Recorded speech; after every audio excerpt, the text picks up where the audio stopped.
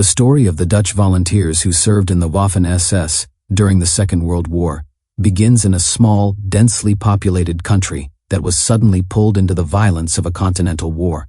The Netherlands was invaded by Nazi Germany in May 1940 and capitulated after 5 days of fighting. Occupation followed swiftly, and with it came political pressure, propaganda, economic hardship, and social disruption. Within this environment, a small but significant number of Dutch men chose to collaborate with the occupiers and, in some cases, to fight for them. Their path into the Waffen-SS was shaped by ideology, opportunity, coercion, and circumstance, and their experiences reflected both the brutality of the Eastern Front and the moral collapse of collaboration. Before the war, Dutch society had not been immune to extremist politics. The National Socialist movement in the Netherlands, led by Anton Mussert, gained limited support during the 1930s by promoting nationalism, authoritarian rule, and sympathy for Nazi Germany. Although it never became a mass movement, it created a political space in which pro-German and anti-communist ideas could take root. When Germany occupied the Netherlands, the movement was tolerated and later supported by the occupiers, becoming the primary collaborationist political organization. This environment helped normalize cooperation with Germany for some Dutch citizens, especially those who saw the occupation as inevitable or believed that Germany represented the future of Europe. The Waffen-SS presented itself not merely as a military force, but as an elite ideological army fighting for a new European order. German propaganda emphasized themes that resonated with some Dutch men, particularly strong anti-communism, the idea of defending Europe against the Soviet Union, and the promise of belonging to a powerful and disciplined organization. Recruitment efforts framed service as voluntary and honorable, appealing to young men seeking purpose, adventure, or social mobility during a time when traditional structures were collapsing. For others, practical motivations, such as steady pay, food security, and escape from unemployment, played a role. The first Dutch volunteers joined German units shortly after the occupation, often being sent to existing Waffen-SS formations, rather than distinctly Dutch ones. As the war expanded eastward following the German invasion of the Soviet Union in 1941, recruitment intensified. The conflict was portrayed as a crusade against Bolshevism, and this message found some traction among those who feared communism or believed in a racially defined European struggle. Over time, the Germans created more explicitly national units, most notably the SS Volunteer Legion Netherlands, later reorganized into the 23rd SS Volunteer Panzer Grenadier Division Nederland. While these units were officially German formations, they were promoted as representing Dutch participation in the war effort. Training for Dutch Waffen-SS volunteers took place primarily in Germany. Recruits were subjected to intense physical conditioning, strict discipline, and ideological instruction. They were taught loyalty to Adolf Hitler and to the principles of National Socialism, often at the expense of their own national identity. While some embraced this indoctrination, others treated it as a necessary formality, focusing instead on military skills and camaraderie. Regardless of personal belief, all were drawn into a system that demanded absolute obedience and participation in a highly politicized form of warfare. Most Dutch Waffen-SS volunteers were deployed to the Eastern Front, where the war was especially brutal. There they encountered harsh climates, relentless combat, and an enemy portrayed as subhuman. The reality of the front quickly shattered any romantic notions of war. Casualties were high, living conditions were poor, and the psychological strain was immense. Dutch units fought in major campaigns around Leningrad, in the Baltic states, and later in defensive actions as the German army retreated westward. Their role was often indistinguishable from that of German soldiers, but their status as foreign volunteers placed them in a precarious position within the SS hierarchy. The Eastern Front was not only a conventional battlefield, but also the site of widespread war crimes.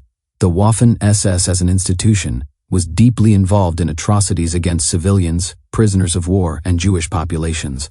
While the degree of individual participation varied, Dutch volunteers were part of this system and cannot be separated from its actions. Some were directly involved in anti-partisan operations and security duties that targeted civilian populations. Others witnessed violence and repression without intervening. After the war, these realities would cast a long shadow over claims that the volunteers had simply been soldiers fighting communism. As the tide of war turned against Germany, Dutch Waffen-SS units were increasingly used in defensive roles. By 1944 and 1945, they were fighting a losing battle against overwhelming Allied and Soviet forces. Some were redeployed closer to home, including fighting in Germany, and occasionally in the Netherlands itself during the final months of the war. Desertion increased, morale declined, and the ideological certainty that had fueled earlier enthusiasm eroded under the weight of defeat. For many, survival became the primary concern. When Germany surrendered in May 1945, the Dutch Waffen-SS volunteers faced an uncertain and often grim future. Returning to the Netherlands, they were widely regarded as traitors. The country, emerging from occupation and eager to reassert moral order, pursued a policy of legal reckoning known as purification. Thousands of collaborators were arrested, investigated, and tried. Former Waffen-SS members were among those most harshly judged, as their service symbolized active military collaboration with the enemy. Sentences varied widely depending on individual circumstances. Some received long prison terms, lost civil rights, or were barred from certain professions. A smaller number were executed, though capital punishment was relatively rare. Many claimed they had joined for non-ideological reasons, or that they had been misled by propaganda, but these arguments often carried little weight in a society traumatized by occupation, deportations, and famine. Families of former volunteers also suffered social stigma, and reintegration into post-war Dutch society was slow and painful. Over time, the memory of the Dutch Waffen-SS volunteers became a sensitive and contested subject. For decades, public discussion focused primarily on resistance and victimhood, leaving collaboration as a marginal and uncomfortable topic. Former volunteers who spoke publicly often portrayed themselves as misguided youths or victims of circumstance, while critics emphasized personal responsibility and the moral clarity of resisting occupation. Historians gradually began to approach the subject with greater nuance, examining motivations, social backgrounds, and the broader context of occupation, without excusing collaboration or minimizing its consequences. Today, the biography of the Dutch Waffen-SS volunteers is understood as a cautionary story about how ordinary people can become involved in extremist systems under pressure, persuasion, and opportunity. Most volunteers were young men, often in their late teens or early 20s, shaped by economic uncertainty and political radicalization. Their choices led them into one of the most destructive organizations of the 20th century, and their legacy is inseparable from the crimes and suffering associated with it. While their experiences offer insight into the dynamics of collaboration and ideology, they also underline the lasting impact of those decisions on individuals, families, and national memory.